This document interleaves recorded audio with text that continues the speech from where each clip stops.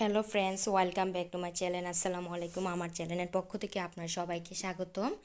আমার এই ভিডিওটি ভালো লাগলে অবশ্যই আপনারা সাবস্ক্রাইব করে দিবেন, লাইক দিবেন, কমেন্টে জানাবেন। ফেসবুক থেকে দেখলে ফলো দিয়ে দিবেন।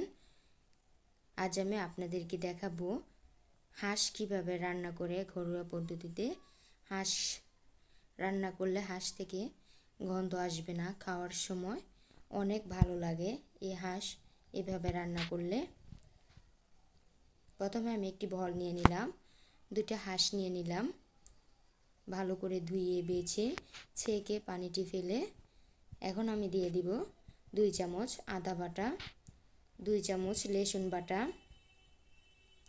দিয়ে দিব হলুদের গুঁড়া, মরিচের গুঁড়া, স্বাদ মতন দিয়ে দিব এলাচের গুঁড়া। এলাচ ফাঁকি করে গুঁড়াটা দিতেই হবে, তাহলেই গন্ধ আসবে না। জিরার গুঁড়া দিয়ে দিলাম, দিয়ে দিব স্বাদ মতন নুন, পরিমাণ মতন দিতে হবে মাংস বুঝে, হাঁসের মাংস বুঝে। এখন আমি মেখে নিব, দিয়ে দিব পরিমাণ মতন তেল, দিয়ে ভালো করে সবগুলো একসাথে মিক্স করে নিব।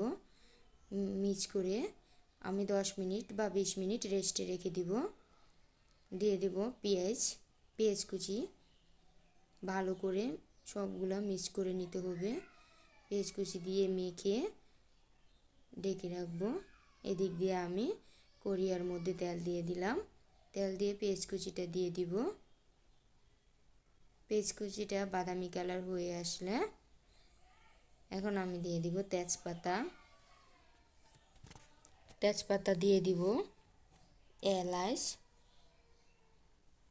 লবঙ্গ, দারচিনি, সব মশলা দিয়ে দিব। দিয়ে এখন বাদামি কালার করে আমি মাংসটা দিয়ে দিব।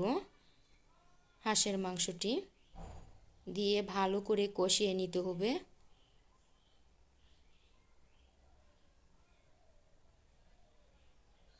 যে যেখান থেকে দেখতেছেন আমার এই ভিডিওটি অবশ্যই কমেন্টে জানাবেন। ভালো করে নেড়ে চেড়ে দিতে হবে।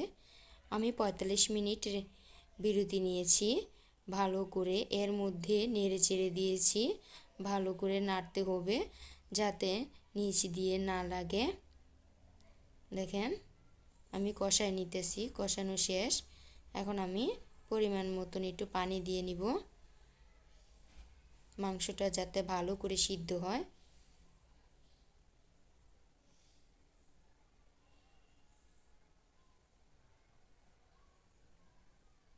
এখন আমি পরিমাণ মতন পানি দিয়ে দিব, দিয়ে ভালো করে 45 মিনিট আমি আবার রেখে দিলাম এর মধ্যে। এখন আমার মাংস রান্না শেষ, প্রায় পরিবেশনের পালা।